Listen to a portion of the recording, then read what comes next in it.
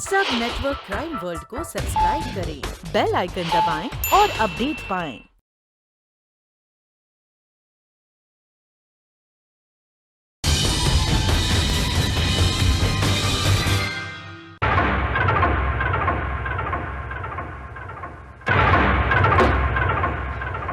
शतरंज के खेल का बादशाह है वो। नाम? विशाल सक्सेना। पूरे 5 लाख रुपए हैं इसमें। काम हो जाना चाहिए। ये गया तुम्हारा बादशाह। चेक और मीट।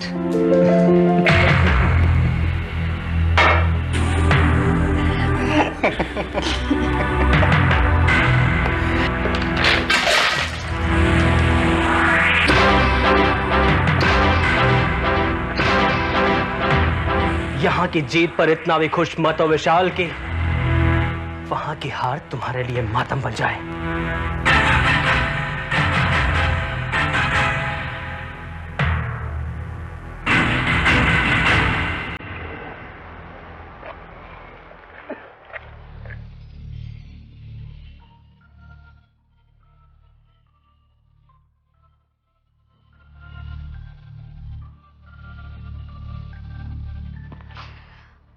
हाय डैड। हाय। कौन था यह लड़का? डैडी, वो विशाल सक्सेना। विशाल सक्सेना, लास्ट ईयर का नेशनल शतरंज चैंपियन। और मुकेश सक्सेना का बेटा जो प्लेन क्रैश में मारे गए थे। जी, आप जानते हैं उसे? बहुत अच्छी तरह। ये विशाल से तुम्हारी सिर्फ दोस्ती है या? मैं प्यार करती हूँ उससे। और विशाल? वो भी। तुमसे शादी करेगा? वही तो हम चाहते हैं। तुम्हारे और उसके चाहने से कुछ नहीं होता। उसने अपने चाचा रंजीत सक्सेना से बात की है? इसमें बात क्या करना है? बिजनेस के तौर तरीके मुझे सीखना नहीं है किसी से। मैंने ये फैसला बहुत सोच समझ के किया है। लेकिन अंकल, प्रॉपर्टी बेचने का सवाल था, कम से कम एक बार मुझसे पूछ तो लेना चाहिए था। मैंने सोचा तुम शतरंज की कंपटीशन में बहुत बिजी हो, तुम्हें डिस्टर्ब करना मुनासिब नहीं समझा। वैसे तुम्हारी तैयारियां कैसे चल रही हैं? जोरदार अंकल। किसी भी कीमत पर मुझे इस इंटरनेशनल चेस चैंपियनशिप में सिलेक्ट होना ही है। श्रीकांत अपनी दौलत के जोर पर इस चैंपियनशिप में जरूर सिलेक्ट होने की कोशिश करेगा। अगर श्रीकांत के पास दौलत है, दौलत तुम्हारे पास भी कोई कम नहीं है। पर खुरदार, आज की सबसे बड़ी सच्चाई दौलत है। अगर श्रीकांत अपनी तरफ से जोर लगाना चाहता है तो लगाने दो, हम भी देख लेंगे। वैसे अंकल, आज की हार से बहुत बुरी तरह तिल मिला उठा है श्रीकांत। उसकी इस हार का और तुम्हारी इस जीत का कोई महत्व नहीं। महत्व उस जीत का होगा जो तुम्हें वर्ल्ड कंपटीशन में भेज सके। ये चेक और मेट। यार ये कैसे हो सकता है यार? देखने दे एक सेकंड। नहीं, यहाँ पे नहीं जा सकता। यहाँ पे नहीं जा सकता। अरे हाँ यार, क्या ये तो गेम खत्म हो चुकी है विशाल बाबू। यार तो वाकई चेक एंड मेट है। हाँ, क्या बात है?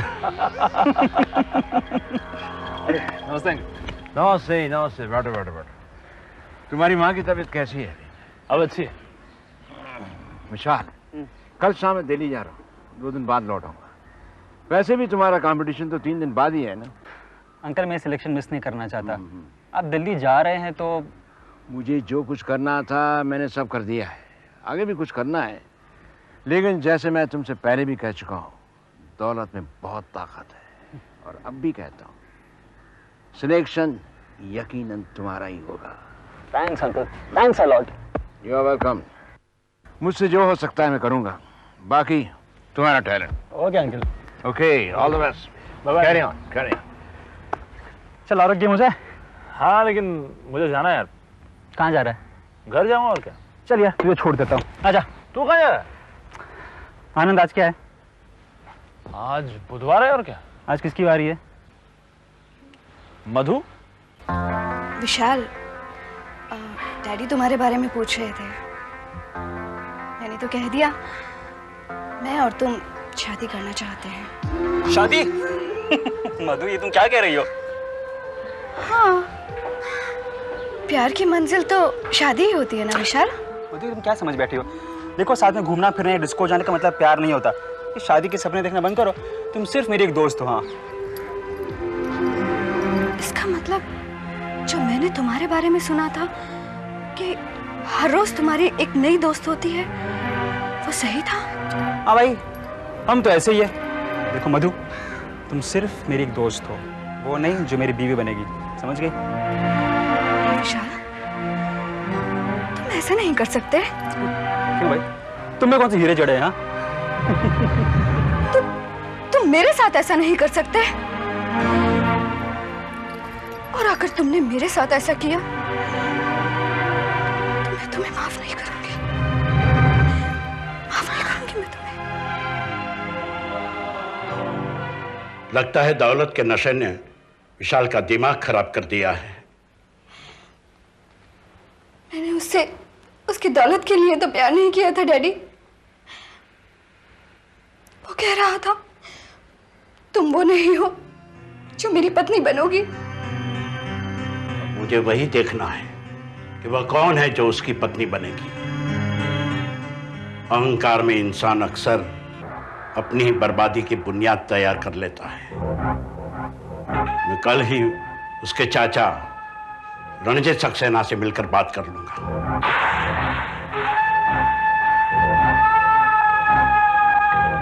मुझे लगता है आप किसी धोखे में हैं, जिसे आप प्यार समझ बैठे हैं। वो आजकल के बच्चों के लिए एक खेल है, साथ में घूमना फिरना, नाचना गाना, साथ में रहना, वगैरह वगैरह। अगर ये सच्चा प्यार होता तो विशाल खुद आकर मुझे बताता। मैं आपके पास ये समझ कर आया था कि बच्चे अगर गलतियां करें तो बड़े उसे संभालने की कोशिश करते हैं, लेकिन मुझे लगता है कि आप उसकी गलतियों को श्रेय देने की कोशिश कर रहे हैं। क्यों कर रहे हैं मेरी समझ में नहीं आता। और आपकी बातों से मुझे लगता है ये विशाल के लिए एक जाल है, जिसे लेकर आप मेरे पास आए हैं। ये आप क्यों कर रहे हैं मैं नहीं जानता। अब आप जा सकते हैं। चाहता हूं, लेकिन आपके विशाल को यह शौक जहां से भी लगा है वो बहुत बुरा शौक है। उसे समझा देना कि हर चीज बिकाऊ नहीं होती है और हर लड़की खिलौना नहीं होती है। कभी कभी ऐसा शौक बहुत महंगा पड़ जाता है। आप जा सकते हैं। आप भी याद रखना मिस्टर रणजीत सक्सेना कि औरत की आह आदमी को तबाह कर देती है।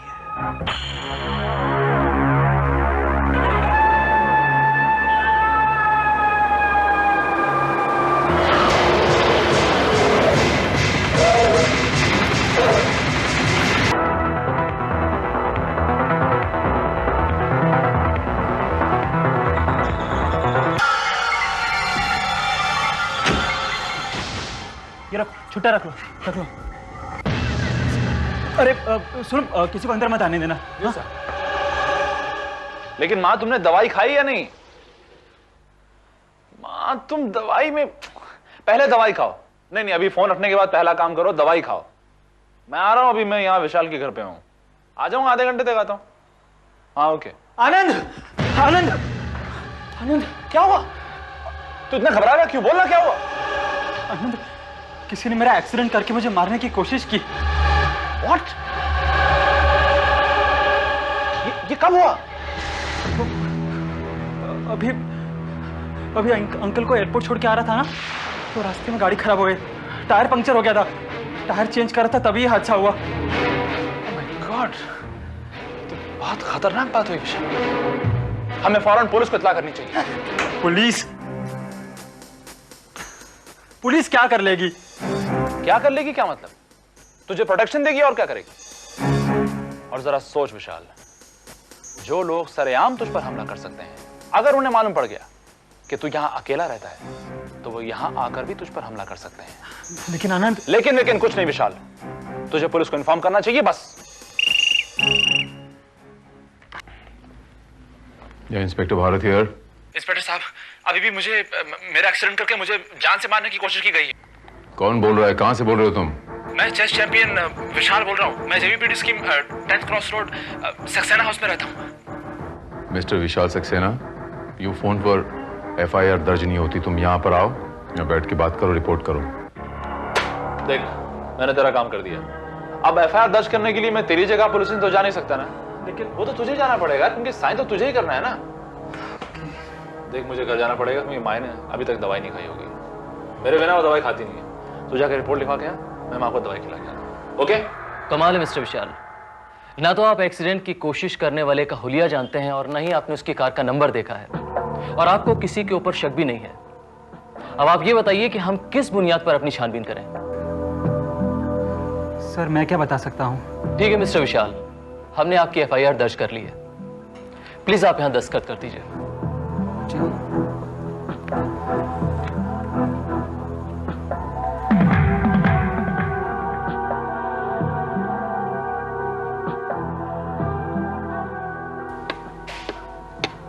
विशाल, ये एक्सीडेंट तुझे जान से मारने के लिए नहीं, बल्कि तुझे घायल करने के लिए किया जा रहा था, ताकि तू इस कंपटीशन में भाग ही ना ले सके। मुझे भी ऐसा ही लग रहा है।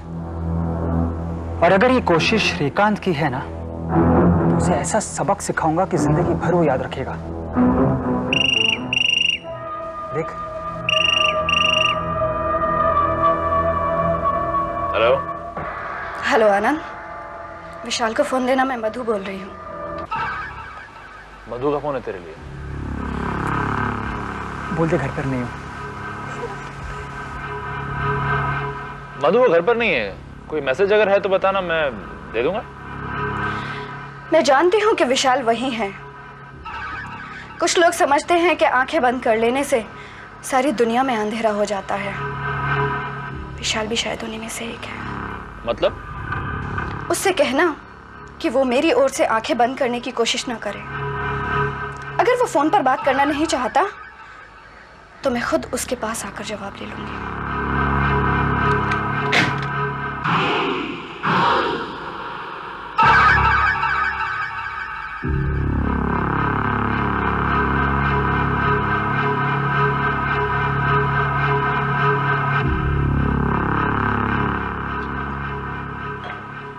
यार ये लड़की तो मेरे पीछे ही पड़ गई है। आज दिन में उसका बाप मेरा अंकल से मिलने आ गया था। कौन है? कौन है? कौन है?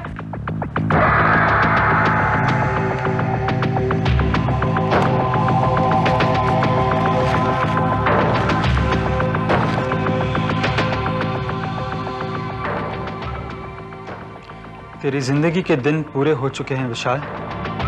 एक बार बच गया, दोबारा नहीं बचेगा। मौत किस रूप में आएगी तू सोच भी नहीं सकता। तू जल्द ही मरेगा। विशाल, ये आवाज कैसी आई थी? आनंद, आनंद ये देख, जिन लोगों ने एक्सीडेंट करने की कोशिश की थी ना, मारने की धमकी दी है।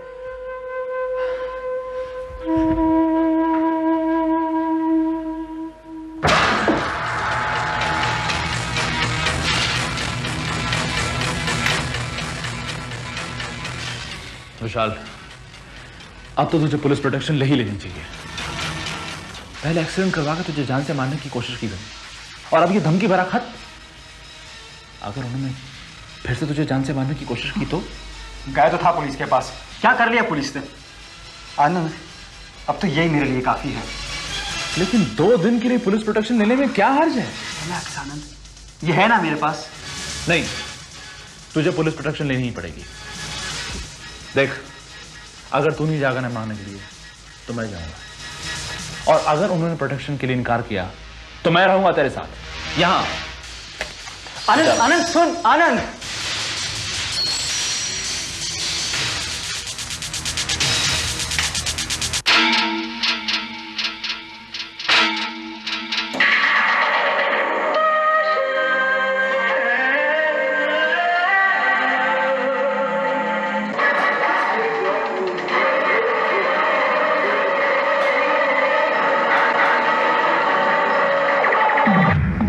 देखिए, हम उन्हें पुलिस प्रोटेक्शन दे सकते हैं, मगर उसके लिए मिस्टर विशाल को खुद ही आना चाहिए था। देखिए इंस्पेक्टर, उस धमकी भरे खत के बाद वो बहुत परेशान हो गया है। आप समझने की कोशिश कीजिए, उसकी जान को खतरा हो सकता है।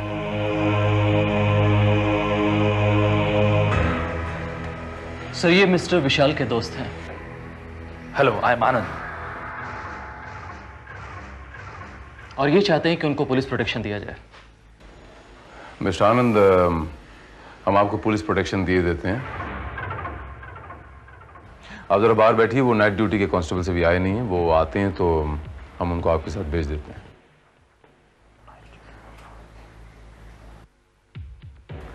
Anyway, thank you.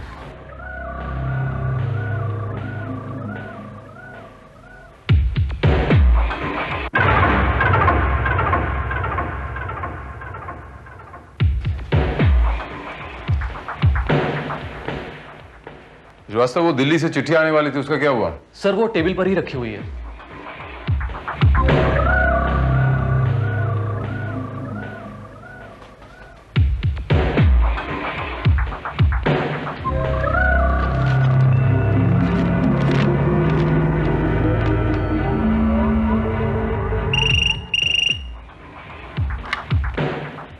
या इंस्पेक्टर भारत हियर। विशाल बोल रहा हूँ, मेरी जान को खतरा है। यहाँ बगल में कोई आया हुआ है। मुझे आप कौन? विशाल, हम लोग पुलिस स्टेशन।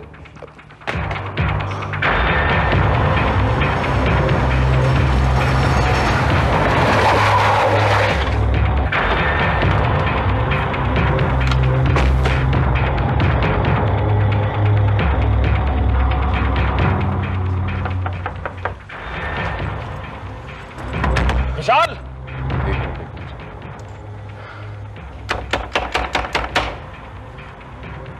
और कोई रास्ता अंदर जाने का? सर पीछे की और एक खिड़की है। Srivastava, yes sir. कोशिश करो। Okay sir. विशाल, दरवाजा खोलो। विशाल, डरने की कोई बात नहीं है। इंस्पेक्टर भारत मेरे साथ हैं।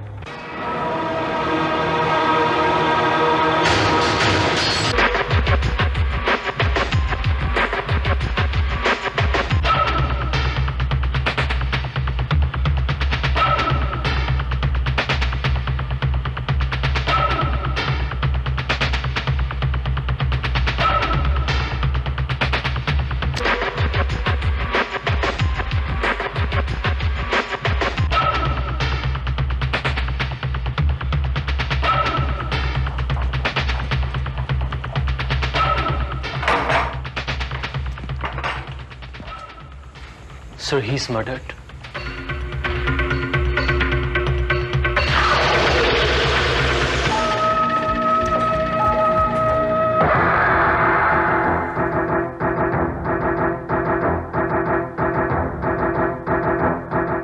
विशाल, Excuse me, please. सर, ऐसा लगता है कि ये फोन कर रहा था और उसी वक्त इसको गोली मारी गई है। इसे कानून की नजरों से भी देखो श्रीवास्तव, तुम्हें कुछ और नजर आएगा। कानून? कानून तो अंधा होता है। कानून अंधा नहीं होता मिस्टर आनंद, बल्कि उसकी आंखों में पट्टी बंधी होती है। और जिसकी आंखों में पट्टी बंधी हो, कोई जरूरी नहीं कि वो अंधा हो। और कानून की आंखों में पट्टी इसलिए बंधी होती है क्योंकि वो नहीं देखना चाहता जो अपराधी उसे दिखाना चाहता है, बल्कि अपनी दिव्य दृष्टि से वो वहां तक देखता है जहां अपराध पैदा होता है, पलता है और बड़ा होता है।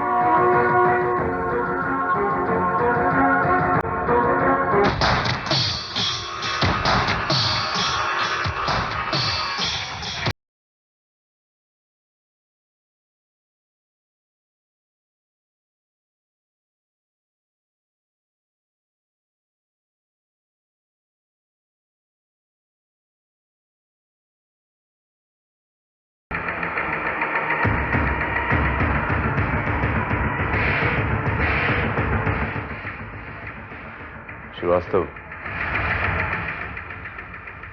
दरअसल इसे मारने के बाद उस पोजीशन पे लिटाया गया है, क्योंकि अगर गोली उस पोजीशन पे मारी होती तो गोली यहां नहीं आती।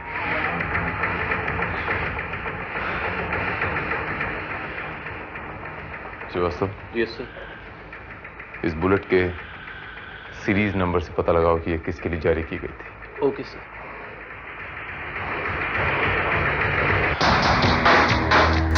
रीडायल करके पता लगाओ कि यह नंबर पुलिस स्टेशन का ही है या कहीं और का है। Okay sir. मैं जरा वॉचमैन से मिल के आता हूं। Right sir.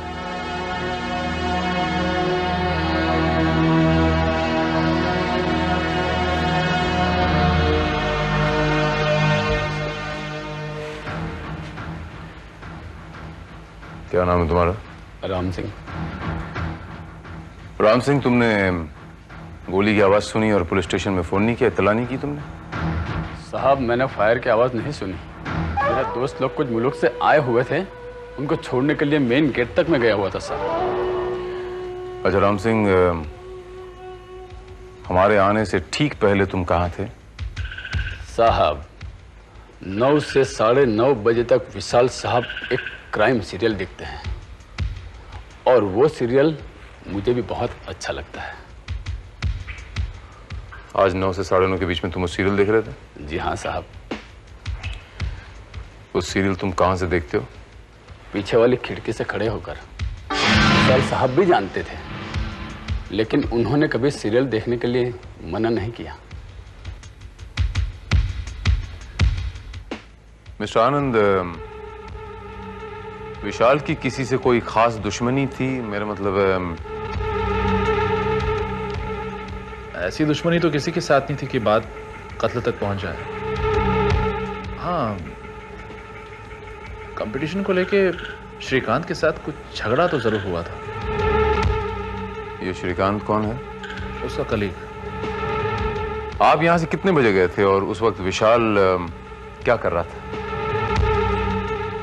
उस वक्त करीब 9 बज रहे थे। विशाल उस धमकी वाले खत को लेके बहुत परेशान था। इसलिए जब मैं यहाँ से निकला तो मैंने वॉचमैन को खास तौर पे कहा कि किसी अनजान आदमी को अंदर मत आने देना। सर, रिडायल करने पर वो नंबर पुलिस स्टेशन का ही निकला। ठीक है श्रीवास्तव, फिलहाल तुम लाश को पोस्टमार्टम के लिए भेज दो। Okay sir. सर, उस बुलेट के बारे में हमने पता लगा लिया है। वो मिस्टर रंजीत सक्सेना के नाम पर जारी किया गया। What? मिस्टर रंजीत सक्सेना के नाम पर। लेकिन वो तो दिल्ली में। श्रीवास्तव, मुझे ऐसा लगता है जैसे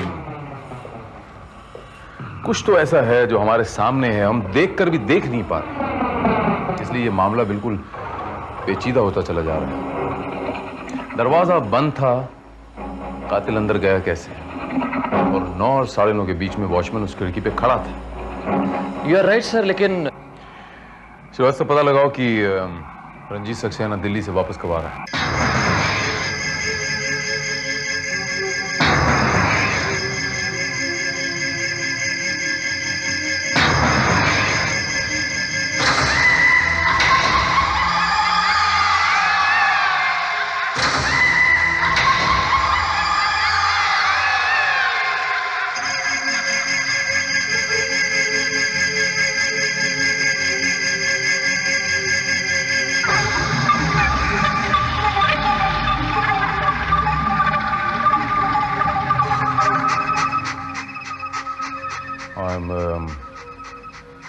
I'm sorry, मिस्टर सक्सेना। मैं आपका दुख समझता हूं, लेकिन क्या किया जाए? आप तो ये कर सकते हैं कि कातिल को जल्द से जल्द पकड़ें और ताकि कातिल को उसके किए की सजा मिल जाए। हाँ, लेकिन कातिल का कुछ पता चला? जी पता तो नहीं चला, लेकिन बहुत जल्द पता चल जाएगा। ये बताइए मिस्टर सक्सेना कि आपकी रिवॉल्वर कहाँ है? वो तो मैं विशाल के पास ही छोड़ कर गया था। हाँ, मैंने उसी के पास देखा था, क्योंकि जब उसे धमकी मिली थी तब उसने मेरे सामने चेक किया। आप दिल्ली कब गए थे? 2 दिन पहले। वहां से आपकी विशाल के साथ फोन पर कोई बातचीत हुई थी? जी नहीं, कल रात 9 और 9:30 के बीच में मैंने कई बार ट्राई किया, लेकिन हर बार टेलीफोन एंगेज ही मिला। कितने बजे कहा आपने? 9 साढ़े 9। कातिल को यह पता चल गया था कि विशाल घर पर अकेला है और उसके पास रिवॉल्वर है। 9 और 9:30 के बीच में फोन एंगेज क्यों था? वैसे मिस्टर सक्सेना, आपकी नजर में विशाल का कोई दुश्मन था? वैसे दुश्मनी तो किसी के साथ में नहीं थी उसकी, लेकिन सुरेंद्र मेहता जरूर उसका दुश्मन बन गया था। क्यों? क्योंकि उनकी बेटी मधु विशाल से प्यार करती थी, लेकिन विशाल ने मधु से शादी करने से साफ इनकार कर दिया था। सुरेंद्र मेहता। विशाल जैसे लोगों का यही हश्र होना चाहिए। लेकिन कातिल का हश्र होना अभी बाकी है।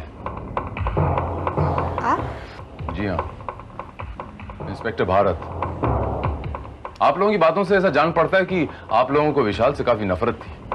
नहीं नहीं नहीं नहीं, ऐसी कोई बात नहीं। फिलहाल मैं आप लोगों से ये पूछने आया हूं कि कल रात 9:30 बजे आप दोनों कहाँ थे? ये आप हमसे क्यों पूछ रहे हैं? इसलिए पूछ रहे हैं क्योंकि पुलिस को यह शक है कि विशाल का कातिल वही हो सकता है जो उसके बहुत करीब था। आप दोनों तो विशाल के बहुत करीब थे ना? आप कहना क्या चाहते हैं कि कत्ल हम दोनों में से किसी ने किया है? हो सकता है। ये नहीं हो सकता है इंस्पेक्टर। कल रात हम दोनों रेसकोर्स क्लब की पार्टी में थे।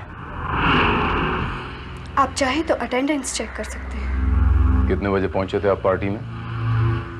यही कोई 9 साढ़े 9 के करीब। अच्छा, आप ये बताइए कि आप तो विशाल की बहुत करीब थी, विशाल पे हमला कौन कर सकता है? उसकी दुश्मनी सिर्फ श्रीकांत के साथ थी, बाकी तो। श्रीकांत? मैं क्यों खून करूंगा उसका?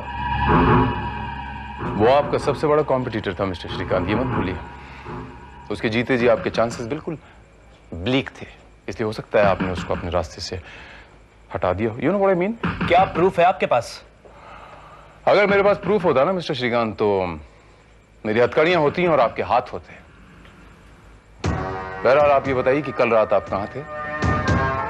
कल रात मैं 8 बजे से 12 बजे तक नाइट लवर डिस्कोथेक में था। अब मैं वहां था या नहीं, ये पता लगाना आपका काम है। लगा लूंगा।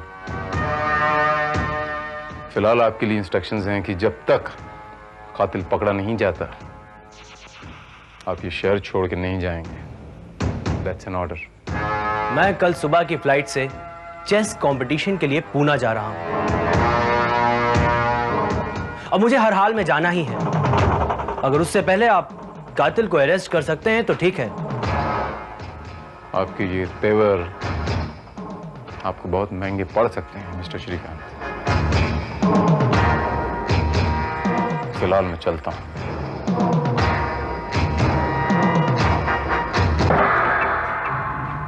सर, पोस्टमार्टम रिपोर्ट के मुताबिक मिस्टर विशाल की मौत रात 8 बजे और 10 बजे के बीच में हुई है। मुझे पता है श्रीवास्तव, 9:30 बजे जब विशाल का टेलीफोन आया, उसकी मौत उसी वक्त हुई। हमारे पास जितने भी सस्पेक्ट्स हैं उसके एलिबाई बहुत मजबूत हैं, मुझे पता है श्रीवास्तव। लेकिन श्रीवास्तव, मैं ये रंजीत सक्सेना को फिर से एक बार चेक करना चाहूंगा। Okay sir.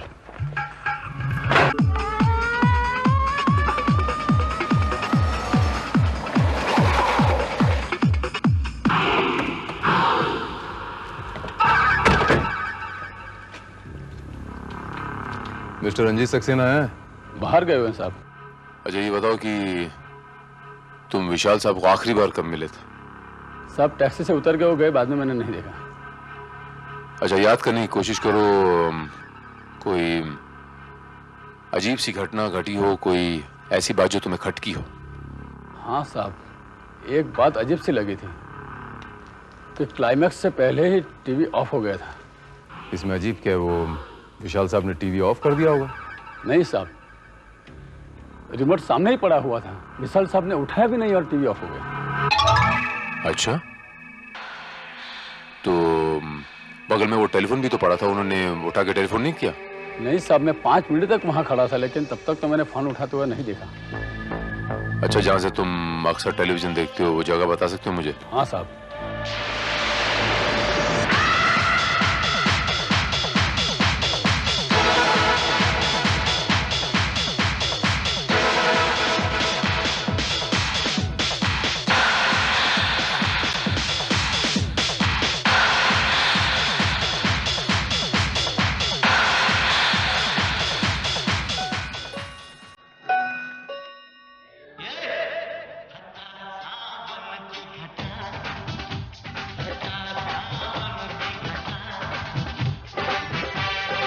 सर, ये टीवी तो खुद ब खुद नहीं श्रीवास्तव, इस टीवी में टाइमर सेट है और उस दिन भी ऐसे ही हुआ था। अब चूंकि इसमें टाइमर सेट है तो वो खुद ब खुद 9 बजे ऑन हुआ था और अपने आप ही 9:30 बजे ऑफ हो गया था। अब देखना आज भी ऐसे ही होगा। तुम यहां बैठ के इसकी टाइमिंग चेक करो, मैं दूसरे कमरे चेक करता हूं, शायद कोई सुराग मिल जाए। Okay sir.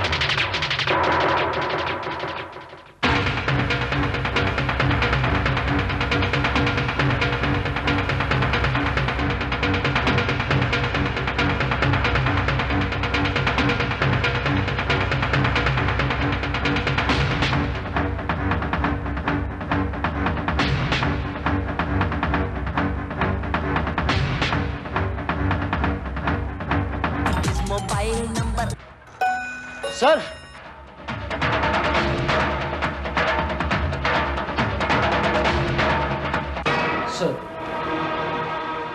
सर टीवी अपने आप ऑफ हो गया।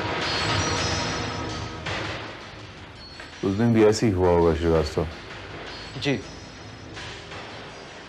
दरअसल श्रीवास्तव, कातिल ने हमें गुमराह करने की कोशिश की है, इसलिए उसने यह साबित करने की कोशिश की कि खून 9:30 बजे के बाद हुआ है। उसने 9:30 बजे पुलिस स्टेशन फोन किया विशाल की आवाज में। लेकिन ऐसा कौन कर सकता है सर?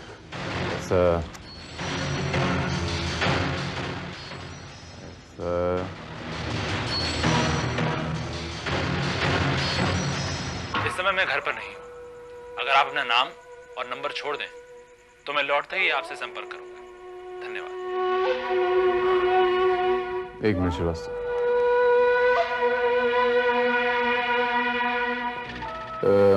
एक्सक्यूज मी ऑपरेटर, मैं इंस्पेक्टर भारत बोल रहा हूँ, पुलिस डिपार्टमेंट। आप फोन नंबर 9822786444 इसका पिछले 3 दिनों का रिकॉर्ड चाहिए मुझे। अभी देख के बताइए कंप्यूटर में now. Thank you operator, thank you. क्या हुआ सर? लगता है हम लोग कातिल के बहुत करीब पहुंच गए हैं श्रीवास्तव। ये रहा चेक और मेट। एक वो विशाल था जो बादशाह था, मुझे चेक और मेट दिया करता था, और अब तू बादशाह बन गया। बन नहीं गया, मैं पहले से ही शतरंज का बादशाह हूं। anyway, मुझे कल्याण से पुणे के लिए ट्रेन पकड़नी है, मैं चलता हूं। तू अभी नहीं जाएगा आनंद। क्यों? पहले खेल मेरे साथ, मैं हराऊंगा तुझे। तू क्या मुझे हराएगा? अगर मेरे पास वक्त होता ना तो मैं तुझे एक बार और हराता, but you are very lucky, मेरे पास टाइम नहीं है। मतलब एक चैंपियनशिप तू जीतेगा? Of course.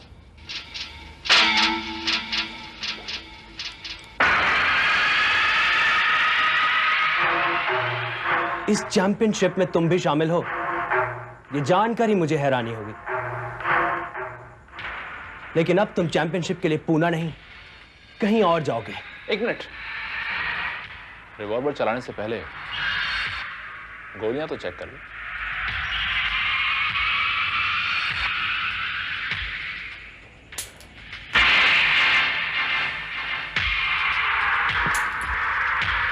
गोलियां यहां हैं।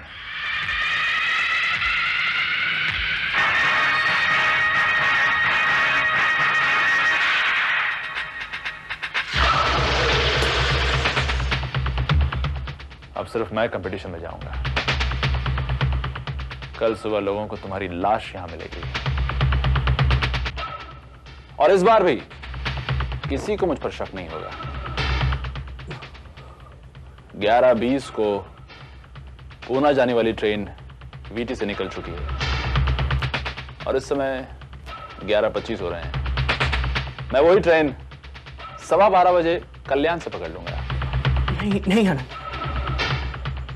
नहीं Anand. Yes, no. The game is over Srikanth. Check and met.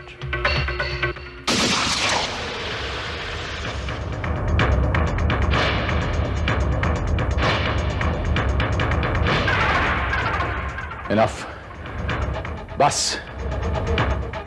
Mister Anand, कानून की आंखों में धूल झोंकने की तुम्हारी कोशिश नाकाम हो गई है। Put the gun down. Don't move. Come on, get up.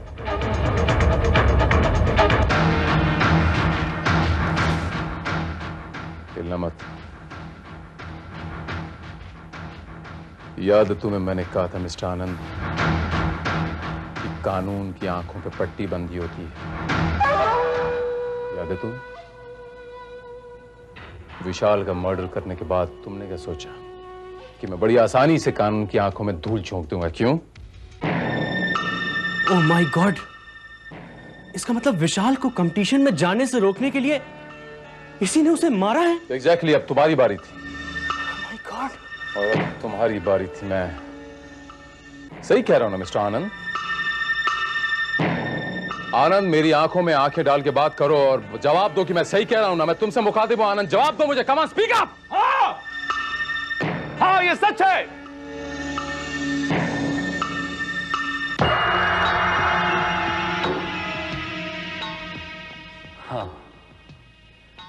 हाँ, ये सच है।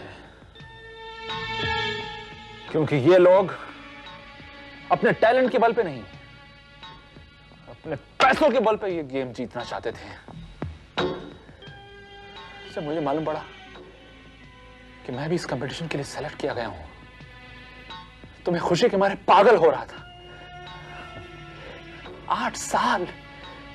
8 साल की लंबी कोशिश के बाद मुझे सेलेक्ट किया गया था। ये खुशी विशाल के साथ बांटने के लिए मैं बहुत बेचैन था, इसलिए मैंने विशाल के घर फोन किया। मैं चेस कंपटीशन के लिए सेलेक्ट हो गया हूं यार।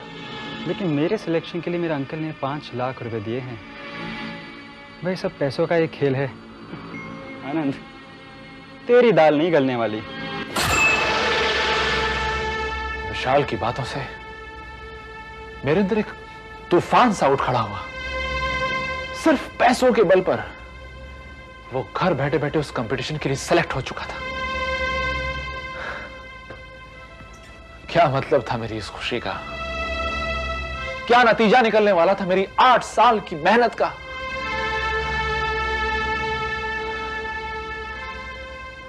हिसाब में चलते हुए मैंने विशाल के कत्ल का प्लान बनाया, और वो एक्सीडेंट की कोशिश भी मेरे ही उस प्लान का एक हिस्सा थी। और वो एक्सीडेंट की खबर देने के लिए तुमने मुझे विशाल के नाम से टेलीफोन किया। इंस्पेक्टर साहब, अभी भी मुझे मेरा एक्सीडेंट करके मुझे जान से मारने की कोशिश की गई है। कौन बोल रहा है? कहां से बोल रहे हो तुम? मैं चेस चैंपियन विशाल बोल रहा हूं। ऐसा मैंने इसलिए किया ताकि दोबारा विशाल की तरफ से आपको फोन करके इस गलतफहमी में डाल दूं कि विशाल 9:30 बजे तक भी जिंदा था। और यही आवाज जब मैंने आंसरिंग मशीन पे सुनी तो मुझे यकीन हो गया कि कातिल तुम ही हो और तुम्हारा अगला शिकार श्रीकांत है, क्योंकि मैंने कॉम्पिटिटर्स की वो लिस्ट देख ली थी। और उसके बाद तुमने विशाल को डराना धमकाना शुरू किया, उसे मेंटली डिस्टर्ब करने की। हाँ, और वो धमकी से भरा खत भी मैंने ही अंदर फेंका था ताकि मैं पुलिस प्रोटेक्शन के बहाने उस घर से बाहर निकल सकूं। फिर कुछ ही देर के बाद मैं खिड़की से अंदर दाखिल हुआ।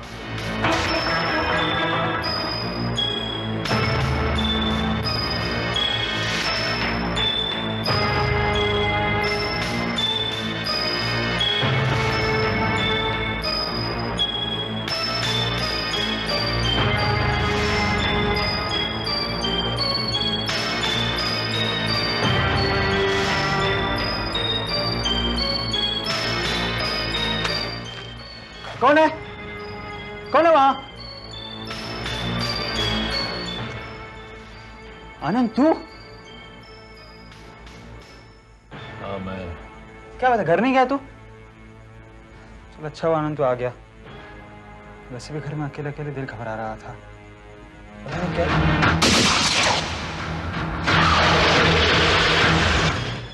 कमाल का प्लान बनाया था तुमने मिस्टर आनंद, लेकिन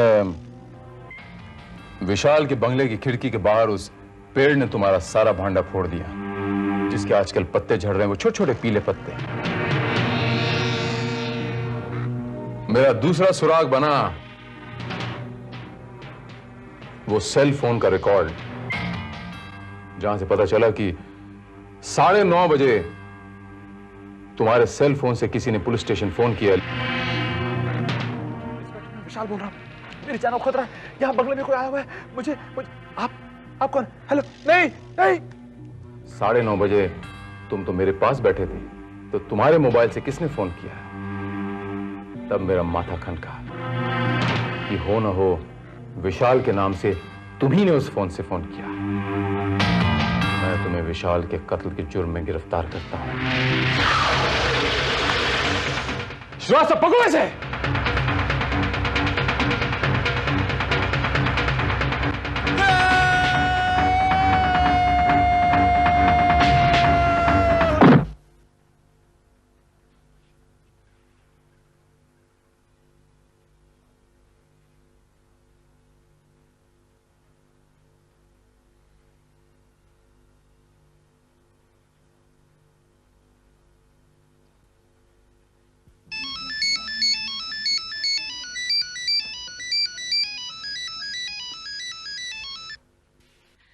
बेटा, आते वक्त मेरी दवाई लेते आना।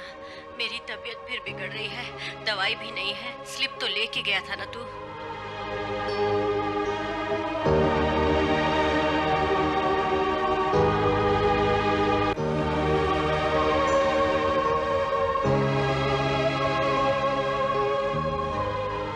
श्रीवास्तव, इस पर्ची में जो दवाइयां लिखी हैं आनंद की मां के घर पहुंचा देना।